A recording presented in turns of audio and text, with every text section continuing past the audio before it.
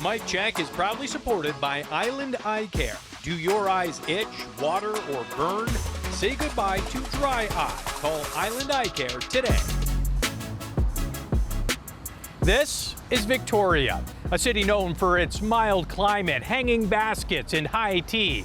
But like any Canadian crown jewel, the capital has its imperfections. The toxic drug crisis and public safety have made national headlines. And for years, the epicenter has been right here on Pandora Avenue. It's a stretch that a lot of people have an opinion on, but most people avoid. Today, we dive right in with outgoing Police Chief Del Manak. Full disclosure to our viewers right now, we have a police escort. I mean, do you feel safe in this community, this area, if you were to come down alone? I did recently find housing a month ago. Oh, good. Okay. But it's going to be torn down in August. Oh, no. Now, you were born and raised right here in Victoria. You know, it was tough being a South Asian kid growing up. There was lots of discrimination.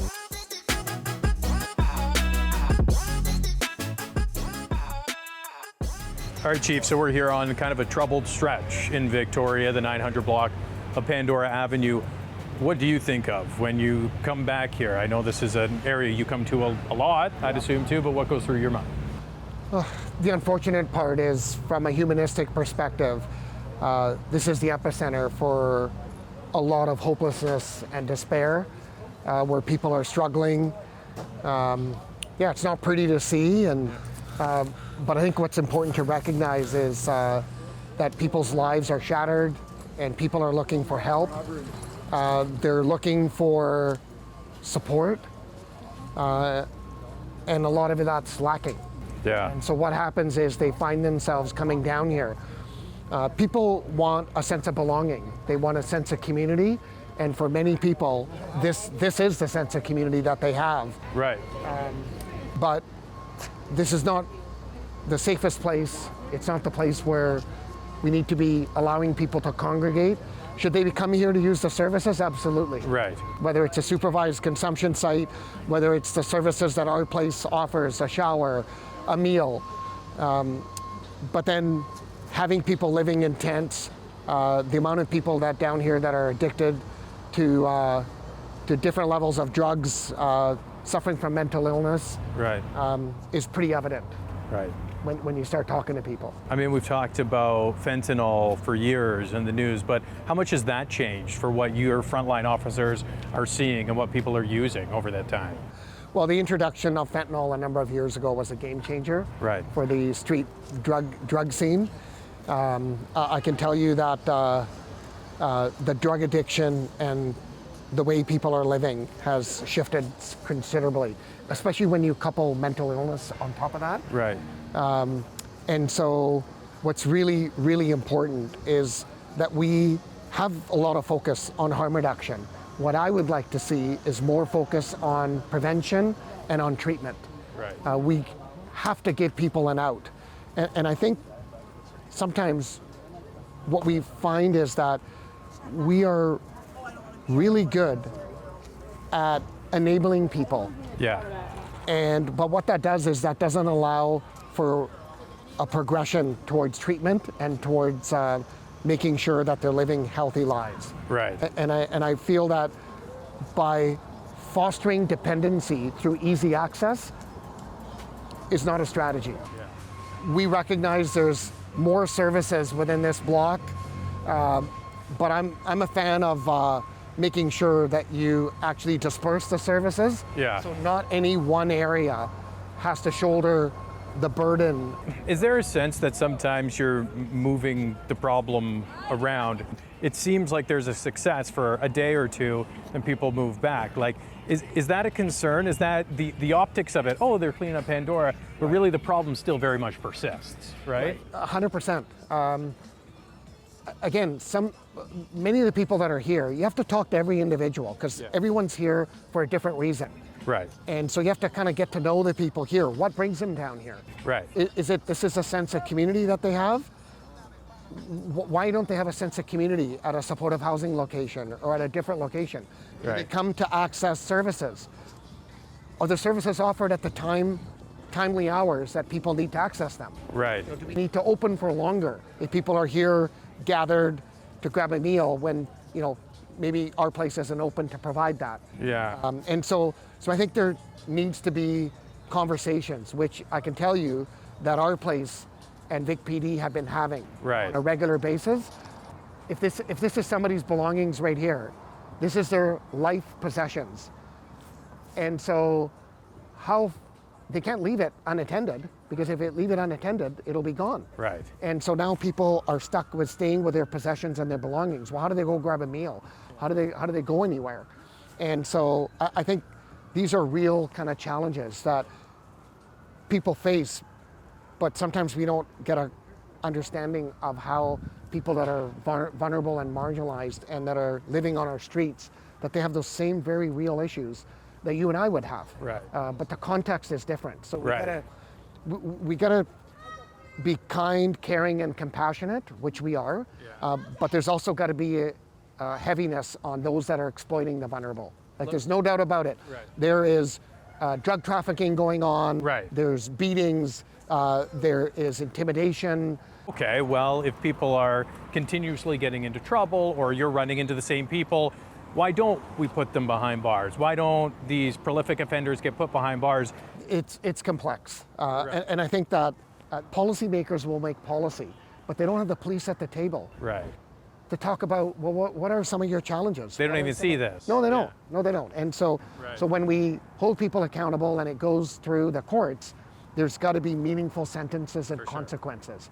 If there's not meaningful consequences, people are right back on the street doing exactly what they did before, and then the problem's not going to be solved, or it's not going to be improved. How do you feel about involuntary care? I know that that's a very important issue for a lot of people. It's something that certainly a lot of politicians are talking about. But as an officer and then as a chief, how do you feel about that? I support it 100%. Yeah.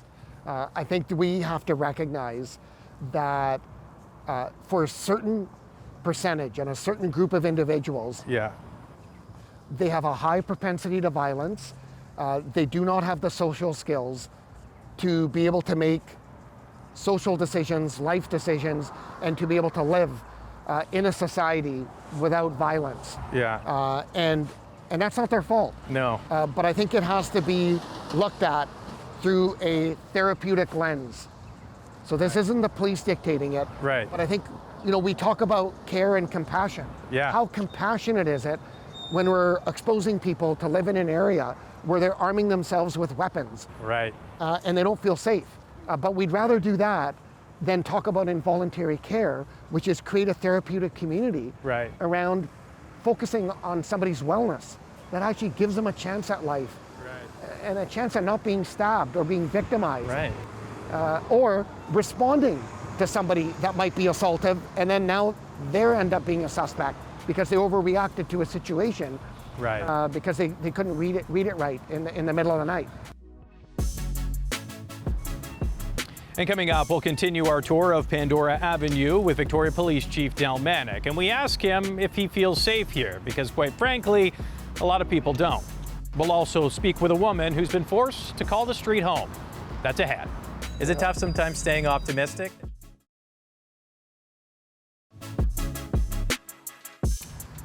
We are here in Victoria along the notorious stretch of Pandora Avenue. Today, we're talking to Victoria Police Chief Del Manak for one of his final days on the job. Now, full disclosure, we had a full police escort down this stretch, and we wanted to ask the chief if this will ever change. I mean, do you feel safe in this community, this area, if you were to come down alone, or is it just, is that the reality? I do feel safe. I know enough of the people here in and out of uniform. I don't have other officers with me. I come in to provide services and to connect with some of the leadership at our place society, but it can be intimidating for some individuals, especially if somebody is going through a mental health crisis, or they're yelling and screaming, or there's a dispute going on between two individuals in the block. It can be intimidating. How do you balance that care for someone who might be concerned for their safety, or maybe a tourist who's visiting Victoria and finds themselves down here? How do you balance making sure you're caring for them, but also caring for the people who, as you mentioned, this is their home. They do live here. Unfortunate as it is, they live here. So how does that balance work for you? In my mind, it's not difficult. It's not difficult. No, I think we have to work with our business community. We have to work with the Downtown Victoria Business Association. We have to work with the chamber, the city. But I think we can find a balance, right? And we also need to recognize that every individual that you see, whether it's in this block or any other part of this city or any city across the province, is that everyone's got a story. No two people are alike. And we also have to make sure that we're not stigmatizing those that are entrenched, street entrenched, or are experiencing homelessness, that they're all the same, or they're all drug addicts, or they're all have a mental health challenge, or that they're all criminals, because they're not. We have a lot of people who look a certain way, but they're actually truly find themselves in despair. They can't make their rent payment. They used to live in a vehicle. Now they find themselves living on our streets. So again, I think having conversations with people, finding out what's brought them to the place they're in this moment in time, and then coming up with solutions is the only way to go. Yeah, her house gets taken down by bylaw all the time, so she's had a little bit of an issue with people in uniform. Like, they take her bones and her toys and they take them. So you've been here 4 years?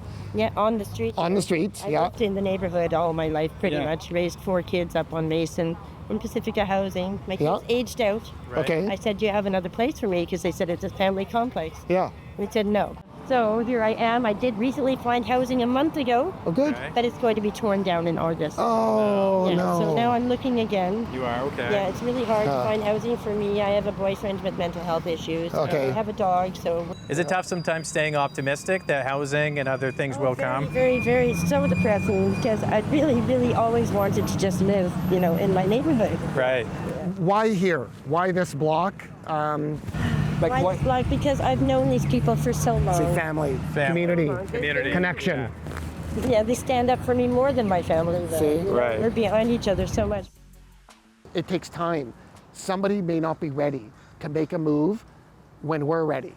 So I think we need to recognize that. How do you convince them? Because you can't... Well, I think you socialize the idea. Yeah. Whether it's a street nurse, whether it's a social worker, whether it's the police, or whether it's a housing service provider, that staying here is not an option, but where can you land? How do you land where you're on your feet?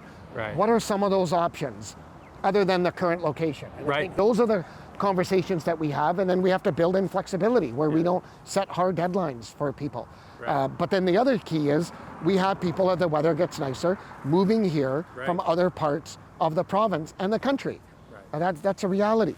So the challenge here is, for every 5 people we are able to place in housing, if 3 or 4 more people are showing up, that's why sometimes you're not seeing the transformative change that we want to see. At the end of the day, most of the general public want this gone. They don't want to see this anymore. So do you see a day where this is gone, where this looks like the Pandora of old? Yeah, I do. Yeah, I do. It's going to take a lot of work. There's no doubt about it. And it has to be done in a caring, compassionate way. So everyone that's in this block lands on their feet. And for them, there's a better quality of life than living in the block. But people are extremely fearful, right? When people have family and they have a sense of community, moving people from here to another location can be extremely, extremely traumatizing. More so than it would be for you and I, perhaps. And so you have to kind of recognize that and listen to what concerns that individuals have around moving them to what we would call a safer place. But is it a place of safety and of belonging for that individual? It may not be. So this takes time, it takes effort, and it takes a lot of resources to do it the right way.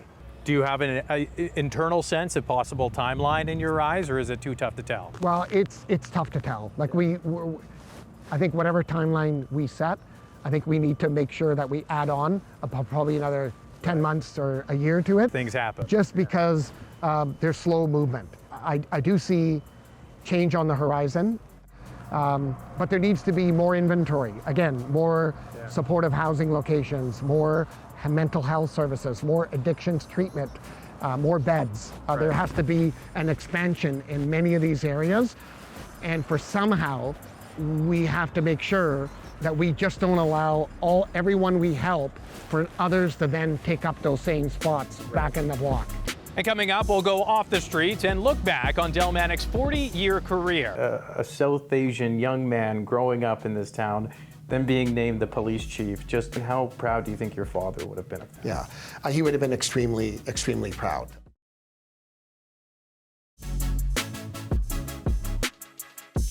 Victoria Police Chief Del Manak has just retired after almost 40 years on the job. Born and raised in the capital, he was only supposed to be the temporary chief. Well, that was almost 10 years ago. And while he is the first person of color to hold this role, he wants to be remembered for more than that.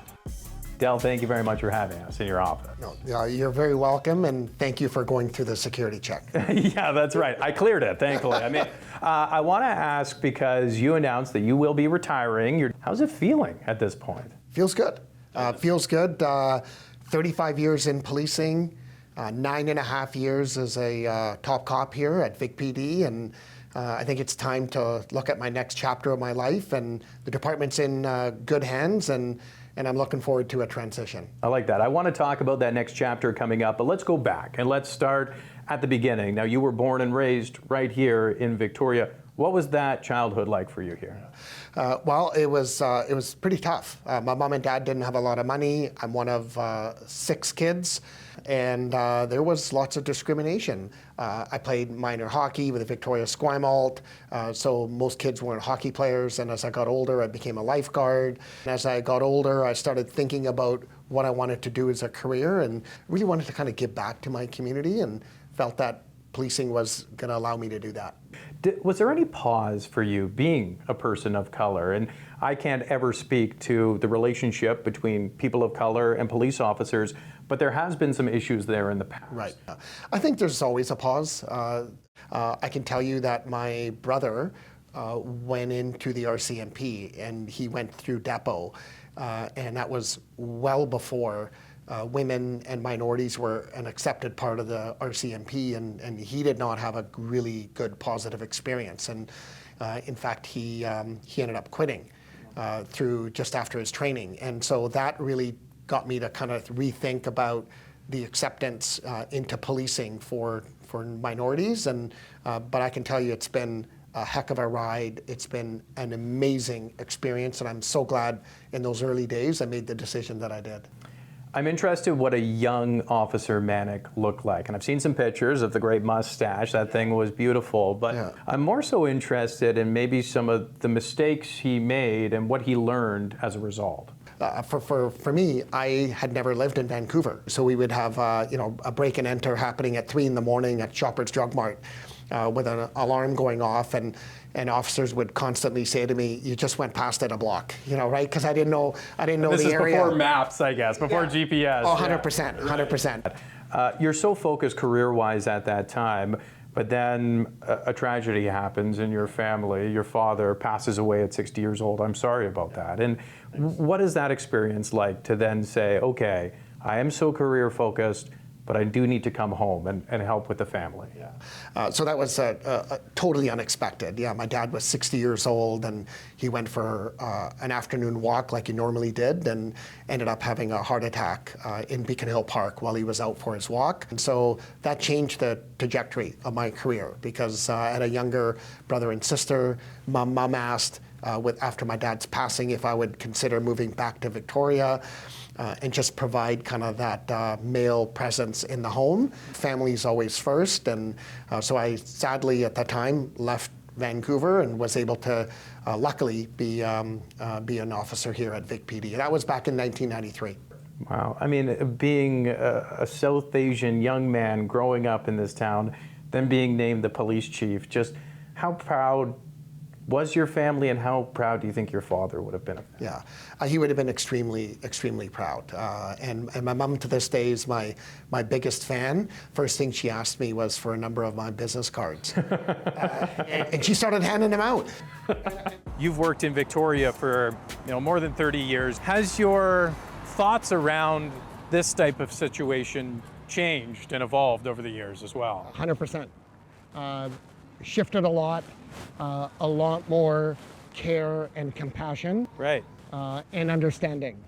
When I first got into policing, it was arresting bad guys. There was a definite line between who was the good people and the bad people, Right. and how to make arrests. Now the police operate, 35 years later, we operate in the gray. And many of these situations are not criminal. Right. You're involved. Having a mental illness is not criminal. No. Is it the most reasonable thing to put somebody to the courts Right. for an addiction that they have? I would argue that it's not. No. So working Come in with compassion. correct. Yeah. So and looking at each situation and using discretion. Almost 10 years as chief. Looking back, and this is a tough question, but what are you most proud of over that time? Many things. The relationships that I built with the Aboriginal Coalition to End Homelessness. These are kind of lifelong changes with the Muslim community, the South Asian, the Asian, the Filipino community. I remember going into George J., my elementary school here, that's just up the street here, had asked me to come in because over the weekend they had the police intervene on a domestic assault that had happened. Unfortunately, the father was taken away in handcuffs, and the elementary student was extremely fearful of the police. I met the student, gave him a high five, gave him a sticker. He didn't say much, and he's pretty reserved and pretty quiet. And the principal phoned me back later in the day, and she said to me that his only comments was, "He looks like me." And that in itself gave him kind of the comfort to kind of go on and build that relationship of trust with the police. Okay, this is going to be my toughest question, and I don't know how you're going to answer it. If you could sum up your 40-year policing career in one word, what would that word be? Amazing. Amazing. It's been an amazing journey. Amazing journey. Well, Chief Del Manak, we really appreciate you sitting down with us today. Congratulations on your incredible career and best of luck in retirement, sir. Thank you very much, and I'm sorry about the parking ticket that you got. Yes, oh, shoot. An impressive, groundbreaking career that spanned a toxic drug crisis and a pandemic. And while he is the first person of color to hold that role, he hopes his legacy will be more focused on building community, something he will no doubt continue to do in retirement.